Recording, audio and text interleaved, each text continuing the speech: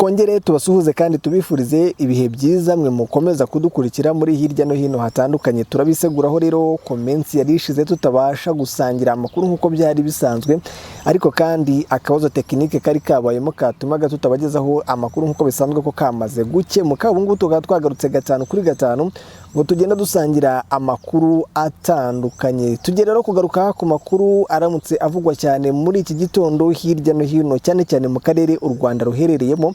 Amakuru tugiye guhera hano mu gihugu cy'u Rwanda. Turababwira ko umunyamideli Moses Turahirwa mu rukiko yavuze ko byo yanditse kuri Perezida Kagame imbere y'urukiko rw'ibanze rwa Kicukiro kuri uyu wa kabiri. Moses Turahirwa yemeye ko yanyweye ibiyobyabwenge cy'urumogi ariko hakana ingano y'urwo yafatanywe. Uyu munyamideli ufite inzu izwi cyane nka Motions hashize ibyumweru bigera kuri 2 afunzwe akekwaho gukoresha ibiyobyabwenge. Turahirwa ni umwe mu banyamideli bakomeye mu Rwanda, ndetse imyenda akora yambawe kugeza na n'ubu iracyambarwa na benshi mu Rwanda, harimo na bamwe mu bayobozi bakomeye ku rwego rwo hejuru. Mu rukiko rero kuri uyu wa kabiri, Turahirwa Moses yavuze ku byo aregwa, avuga ko bifitanye isano cyangwa se bifite aho bihuriye n'ibyo yatangaje ku mbuga nkoranyambaga mu kwezi gushize. Umushinjacyaha yavuze ko Turahirwa aregwa gutunga, kubika no kunywa ikiyobyabwenge cy'urumogi. Ubushinjacyaha bwavuze ko yafatanywe udupfunyika tugera kuri 13 tw'urumogi yavanye mu gihugu cya Kenya. Aha umwanya ngo yiregure, Turahirwa yabanje kunanirwa kuvuga ahubwo ararira, ariko nyuma y'akanya aza kubasha gutangira kwiregura mu ijwi rito. Moses Turahirwa wari wunganiwe n'umunyamategeko uturuka mu mahanga yahakanye icyaha cyo gutunga urumogi, avuga ko yavanye muri Kenya garama zitagera kuri 5, bakaba baramufatanye garama 2 gusa, kandi ko nazo yazitanze ku bushake bwe. Avuga ko gutunga urumogi byaba byumvikanisha ko ari ingano nini yaba yarigamije n'izindi nyungu zitari ukurunywa gusa. Ibyo rero ngo byari kugaragazwa nuko yari gufatanwa ingano nini y'urumogi. Moses yemeye ko yanywaga urumogi ngo rumufashe guhangana n'ikibazo cy'agahinda gakabije, kandi ko yari yaratangiye gufashwa n'abaganga ngo abashe kurureka burundu.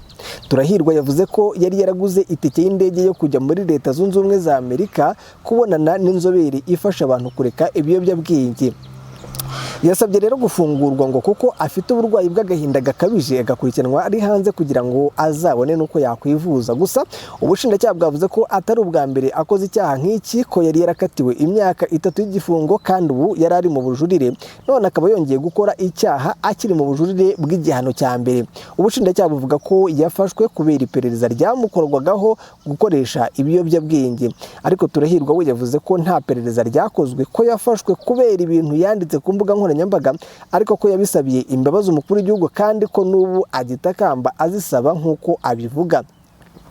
Ubushinjacyaha bwavuze ko ibavuze ntaho bihuriye n'ikirego yarezwe. Ku birebana n'ibirego aregwa, ingingo ya 263 y'igitabo cy'amategeko y'u Rwanda ahana ibyaha n'ibihano muri rusange ivuga ko umuntu uhamwe no kunywa ibiyobyabwenge ahanishwa igifungo kitari munsi y'umwaka umwe ariko kitarenze imyaka 2 cyangwa imirimo y'inyungu rusange.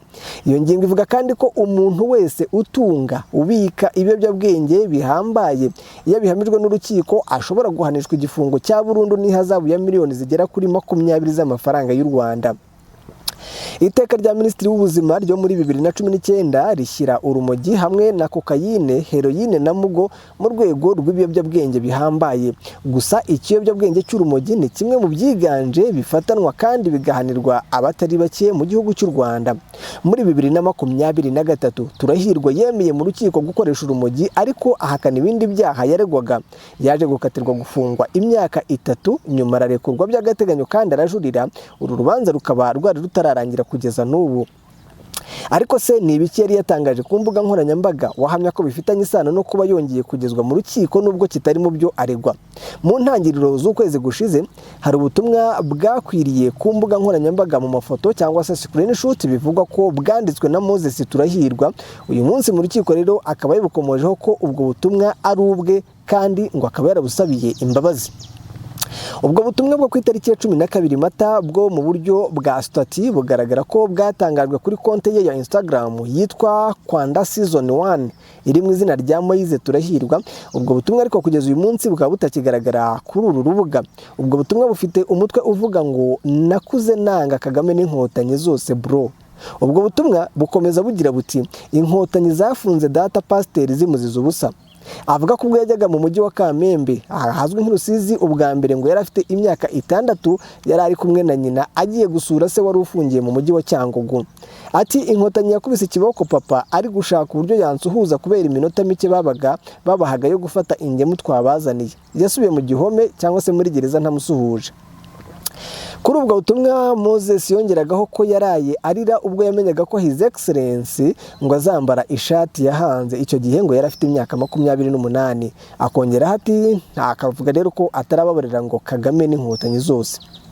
Nyuma rero y'ubwo butumwa bwavuzwe cyane ku itariki ya 12 Mata muri uyu mwaka, ibya Moses Turahirwa ntibyamenyekanye neza, ntibyamenyekanye cyane kugeza tariki ya 22 Mata, nyuma y'iminsi igera hafi ku 10 ubwo urwego rukora iperereza mu Rwanda RIB rwavuze ko Turahirwa Moses rwamutaye muri yombi ashinjwa gupima bagasanga yarakoresheje ibiyobyabwenge. Uyu munsi rero nyuma yo kumva impande zombi urukiko rw'ibanze rwa Kicukiro rukaba rwanzuye ko ruzatangaza icyemezo ku ifungwa n'ifungurwa ry'agateganyo kuri Turahirwa Moses ku wa 5 tariki ya 9 z'uku kwezi kwa 5. Tuvuye hano mu Rwanda rero mu yandi makuru aramutse avugwa hirya no hino mu karere u Rwanda ruherereyemo, reka tuyakomereze mu gihugu cya Uganda. Umwe mu banyapolitike batavuga rumwe n'ubutegetsi muri Uganda wari watwawe n'umuhungu wa Perezida Yoweri Museveni ubaragaragaza ibimenyetso by'uko yaba yarakorewe iyicarubozo nk'uko byatangajwe na Minisitiri w'Ubutabera w'iki gihugu. Umugabo w'ingabo za Uganda Muhoozi Kainerugaba akaba n'umuhungu wa mbere wa Museveni aheruza gutangaza ko yafunze Eddie Mutwe, umurinzi mukuru w'umuyobozi w'abatavuga rumwe n'ubutegetsi Bobi Wine. Mu butumwa yanditse ku rubuga rwa X yahoze ari Twitter, Muhoozi yavuze ko yafashe Mutwe nk'uko bafata isenene kandi ko ngo ari kumukoresha nk'igikoresho cyo gutimbagura cyangwa se ibi bifuka abatera amakofe bitorezaho. Mutwe yajyanwe imbere y'urukiko kuri wa 2 ejo ashinjwa ubujura nk'uko bivugwa no mwunganira mu mategeko. Mu itangazo ryasohowe nyuma y'icyo gihe, Minisitiri w'Ubutabera Norbert Mao yavuze ko Mutwe yagaragaye mu rukiko ameze nabi kandi afite ibimenyetso bigaragaza by'iyica rubozo. Ati kuzana abantu bafunzwe binyuranyije n'amategeko bagakubitwa cyangwa bagakorerwa iyicarubozo hanyuma bakajyanwa imbere y'inkiko no gutesha agaciro inzira y'ubutabera. Uwo ni Mao, umuyobozi w'ishyaka ritavuga rumwe n'ubutegetsi ariko wari wagizwe Minisitiri w'Ubutabera muri 2022. Mao ntiyavuze uwaba ari nyirabayazana w'ibyo Mutwe yanyuzemo ariko yasabye inkiko kwihutisha iburanisha rye. Ishyaka rya National Unity Platform Mutwe abarizwamo ryavuze ko yashimuswe kuwa 27 Mata hafi ya Kampala n'abagabo bitwaje intwaro bari bambaye ibihisha amasura. Kuwa 4 Komisiyo y'Uburenganzira bwa Muntu ya Uganda yasabye Kainerugaba kumurekura. Ikinyamakuru Reuters dukesha iyi nkuru kivuga ko cyagerageje kuvugana n'umuvugizi w'ingabo za Uganda kugira ngo agire icyo avuga kuri ibi birego ariko ntasubize. Maglan Kazibwe wunganira Mutwe mu mategeko yavuze ko umukiriya we yamubwiye ko yakorewe iyicarubozo buri munsi akanakubitishwa amashanyarazi igihe cyose yari afunze. Ngo yamubwiye ko akimara gufatwa yahise ajyanwa mu rugo rusanzwe bakamumanura mu cyumba cyo hasi munsi y'ubutaka cyangwa se muri kave, kandi ngo abamukoreraga iyicarubozo bari bipfutse mu maso ku buryo atabashije kubamenya. Muhoozi Kainerugaba asanzwe azwiho imvugo zikakaye ku mbuga nkoranyambaga. Mu kwezi kwa Mutarama uyu mwaka yigeze kwandika ko ashaka kuzaca umutwe Bobi Wine, umuyobozi w'abatavuga rumwe n'ubutegetsi bakomeye muri Uganda. Perezida Museveni amaze kuyobora Uganda kuva mu 1986 kandi biteganyijwe ko zongera kwiyamamariza indi manda nshya mu matora ateganyijwe mu ntangiriro z'umwaka utaha. Abatavuga rumwe n'ubutegetsi hamwe n'abaharanira uburenganzira bwa muntu bo bakaba bakomeje gushinja ubutegetsi bwa Museveni ibikorwa birimo gushimuta abantu no kubafunga binyuranyije n'amategeko, ibyo Museveni atabura guhakana iteka ryose. Reka amakuru agezweho muri iki gitondo rero nyasoreze kuri iyi nkuru yo muri Sudan, aho umutwe w'inyeshyamba wa Rapid Support Forces uzwi nka RSF wagabye ibitero bya drone ku mujyi wa Port Sudan kuri uyu wa 2 tariki ya 6 Gicurasi, umujyi usanzwe ukoreramo guverinoma ya gisirikare ishyigikiwe na leta ya Sudan. Ibi bitero byibasiye ibice bitandukanye birimo ikibuga cy'indege, icyambu ndetse na hoteli imwe. Amashusho yafashwe nyuma y'ibitero agaragaza umuriro mwinshi n'umwotsi w'umukara uzamuka mu kirere, ibintu byakeye abaturage ubwoba bukabije. Ku ruhande rw'ubwikorezi ibikorwa by'indege byahagaze, indege 3 zari ziturutse i Cairo mu Misiri zagumye ku kibuga cy'indege cya Port Sudan. Ni ku nshuro ya kabiri muri iki cyumweru uyu mujyi ugabweho ibitero n'umutwe wa Rapid Support Forces. Minisitiri w'itangazamakuru muri Sudan yitwa Khalid Al-Yezer yasuye igice cy'amajyepfo cy'icyambu cya Port Sudan, aho yatangaje ko ibitembo by'ibikomoka kuri peteroli hari byo byibasiwe, bikaba byabangamiye ibikorwa by'ubwikorezi n'itangwa rya serivisi z'ubucuruzi.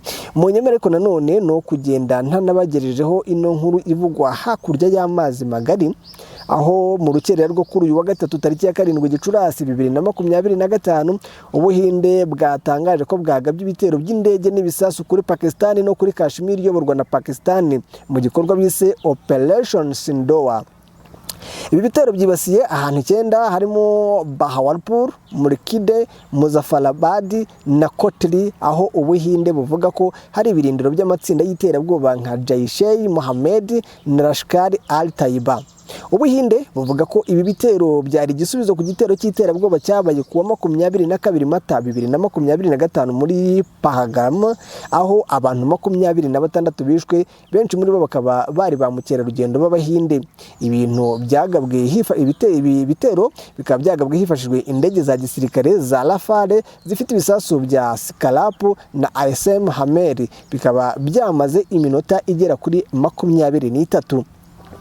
Pakistan yahise isubiza ivuga ko yarashe indege 5 z'Ubuhinde n'indege ntoya z'ubutasi, ndetse ko ibisasu byayo byahitanye abaturage 3 muri Kashmir iyoborwa n'Ubuhinde. Pakistan yashinje Ubuhinde kwica abaturage b'inzirakarengane barimo n'umwana ndetse no kwangiza imisigiti. Umuryango w'abibumbye n'amahanga barasaba impande zombi kwihangana no kwirinda gukomeza intambara, aho Perezida wa Leta Zunze Ubumwe za Amerika Donald Trump yavuze ko ibi bitero ari ikibazo gikomeye kandi yizeye ko bizarangira vuba. Iri hangana rikomeje gutera impungenge cyane ko impande zombi zifite intwaro za kirimbuzi. Abasesenguzi rero bagasaba ko hakorwa ibishoboka byose kugira ngo hatabaho intambara irambye. Ndabashimiye mwebwe rero dukomeje kubana muri aya makuru agezwa muri aka kanya. Mu nyemerere tuyasubikire ahangaha, turaza gusubira mu masaha ari imbere tugenda tuganira none ku makuru yaragezweho. Ndihirwa Benjamin, ndabashimira ko mukomeje kubana natwe n'urukundo mutwereka, kandi turarukunda, tunishimira ko mudushyigikiye. Mukomeze mudushyigikire mudutera n'ingabo mu bitugu. Ibihe byiza kuri mwese rero.